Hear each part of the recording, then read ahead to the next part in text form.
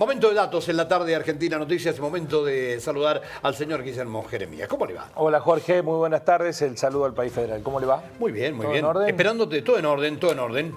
Bueno, siguiendo los avatares de lo que está sucediendo en diputados, ¿no? Digo, todo en orden. Depende lo que uno mire. Sí, claro, por supuesto, por supuesto. A mí me gusta mucho que funcione el Parlamento, pero me molesta que casi siempre, salvo honradas excepciones, funcione motivado por crisis, ¿no? Y que estemos con la expectativa puesta respecto de cosas que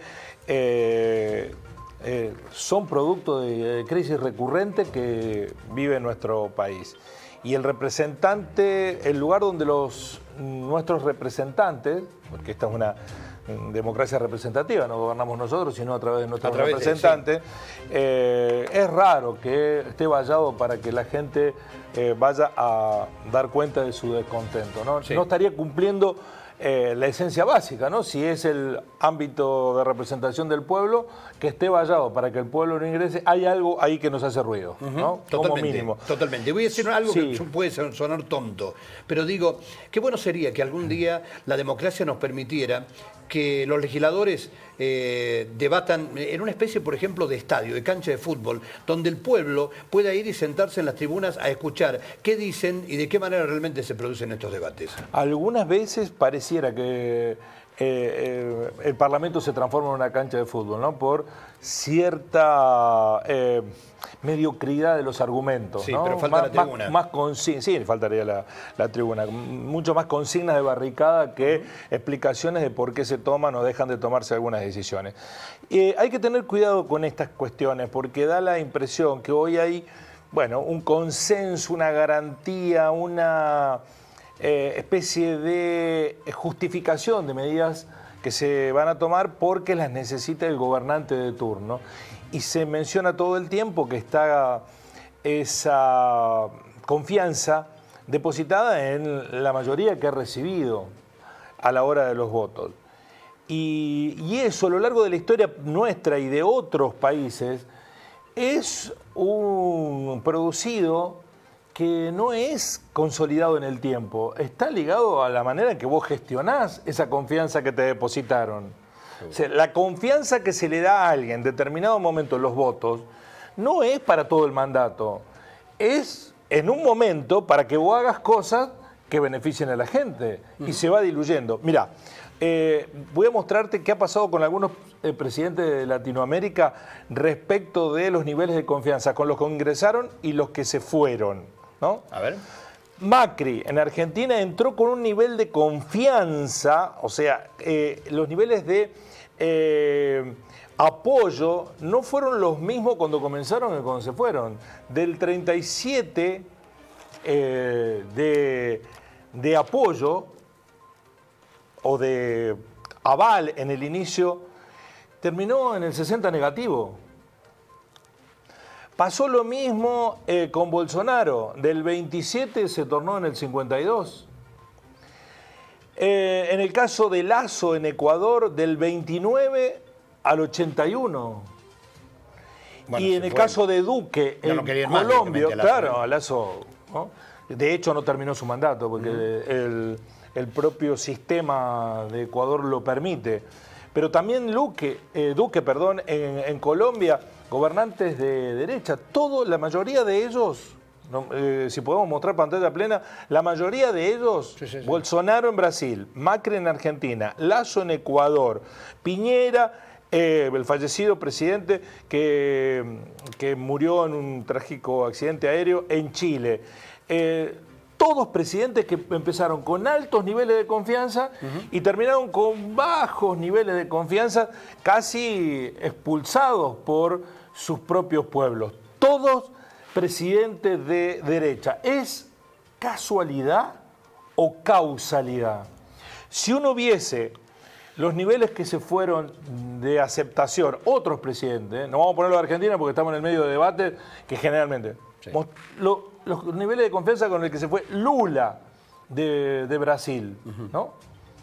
¿Cómo está ese nivel? Es cuando se fue de las dos primeras presidencias, ahora está transitando su tercera presidencia, los niveles de confianza estaban por encima del 80%.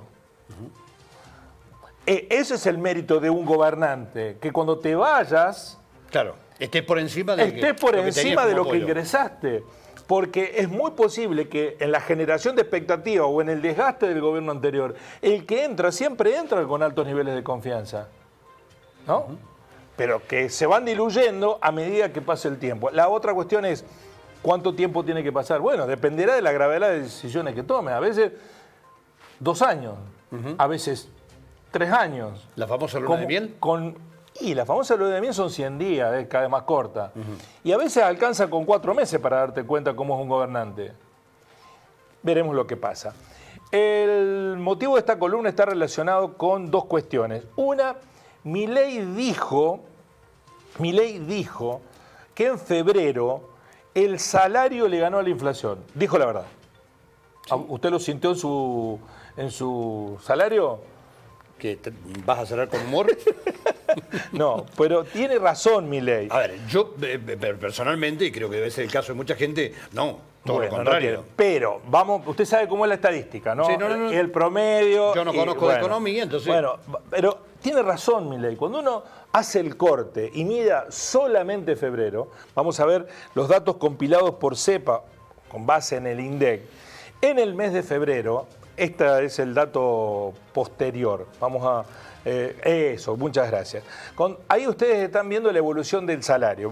Ustedes ven que hay una línea más oscura que es el total salarial, la marrón. La azul es salario público, mientras que la amarillita es el salario privado. No se pongan en el detalle de los números, Sí. Miren las líneas nada más. Sí. Repito, como dice la explicación del cuadrito, el salario público es la azul, el salario privado es la amarillita, mientras que el promedio salarial combinado público y privado es la marrón.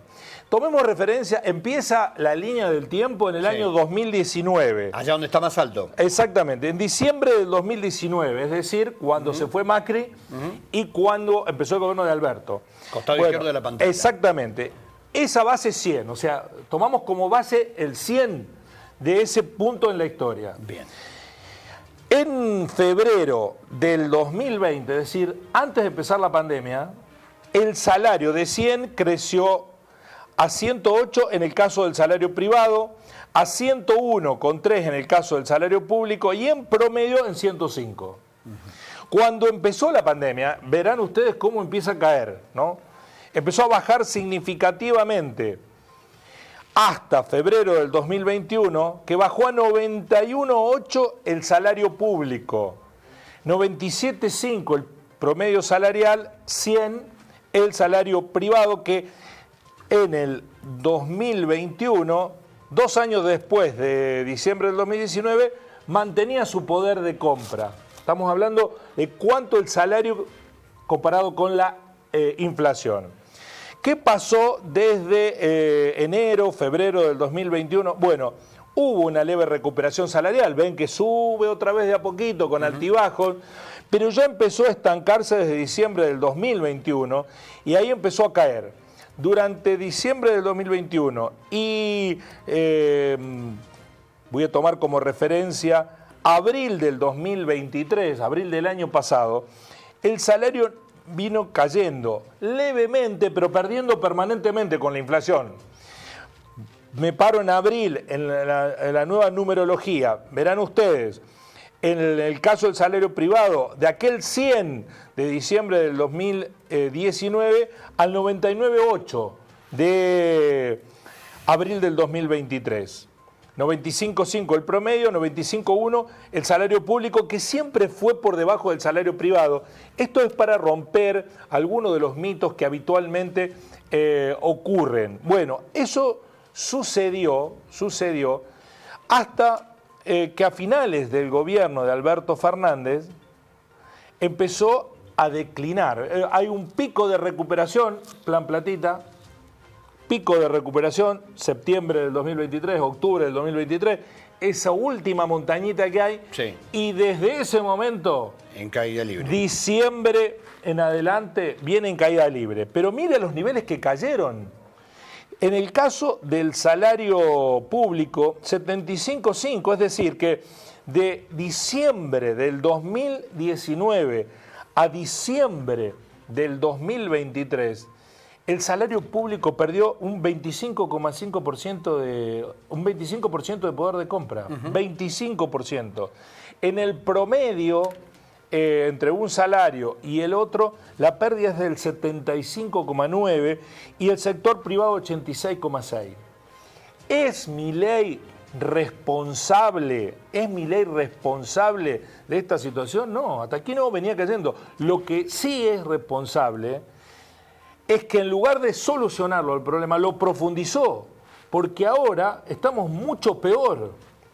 Miren, el salario creció en febrero un 13,3%, mientras que la inflación fue del 13,2%, con lo cual hay una décima, que es nada. Sí. Pero cuando uno compara lo que ha sucedido de manera interanual, el febrero de este año con el febrero del año pasado, el poder de compra del salario retrocedió significativamente. ¿Y se justifica en qué? Bueno, en que la economía cayó un 9,7%. Cayó 9,7% interanual en marzo. Es decir, voy a poner un ejemplo, casi el 10%. Si en nuestro país se movía intercambio comercial por 100.000 millones de dólares, pongo una cifra para que lo entendamos todo, ahora bajó a 90.000 millones de dólares, perdió el 10% la dinámica de la economía. En esos 10.000 millones de dólares menos que hay trabajadores que dejaron de comprar, hay pymes que cerraron, comercios que cerraron, actividades que se resintieron, porque hay menos circulación de recursos.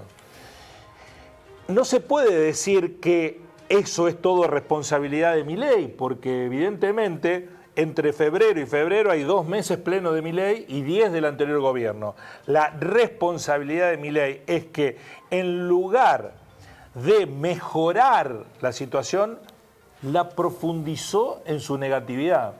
Y como veíamos recién, cuando uno compara el mensual, la comparación de enero con febrero, que eso ya es todo de Milei, vamos a volver, Silvia, si podemos, al último cuadro, eso es todo de Milei, la diferencia, la caída de la economía es significativa y es adjudicable absolutamente todo a Javier Milei, del orden superior del 1 y pico %. Entonces, hay un problema de larga data que viene del gobierno de los Fernández, de Alberto y Cristina. Pero Milei, cuando toma el gobierno, en lugar de mejorar la situación, profundiza el problema. Porque si uno compara febrero con enero, la caída es del 1,3%, el retroceso de la economía. Es en ese contexto en el que Milei dice que en febrero los salarios se recuperaron. Claro, sí se recuperaron, por supuesto, pero veníamos con salarios que habían perdido 20% en términos reales entre febrero del 2023 y febrero del 2024. Se recuperó una décima de 20%, sí. Mientras que en los 3 últimos meses, diciembre, enero y febrero, es decir, de esos 3 meses, 2 son plenos de Milei, uno compartido con Alberto Fernández, los salarios perdieron el 16%. Es cierto lo que dice Milei, en febrero una décima recuperó el poder de compra del salario, de los 16 que perdió siendo él corresponsable y de los 20 que perdió en el último año. Así se explica por qué pasa lo que pasa hoy en la Argentina.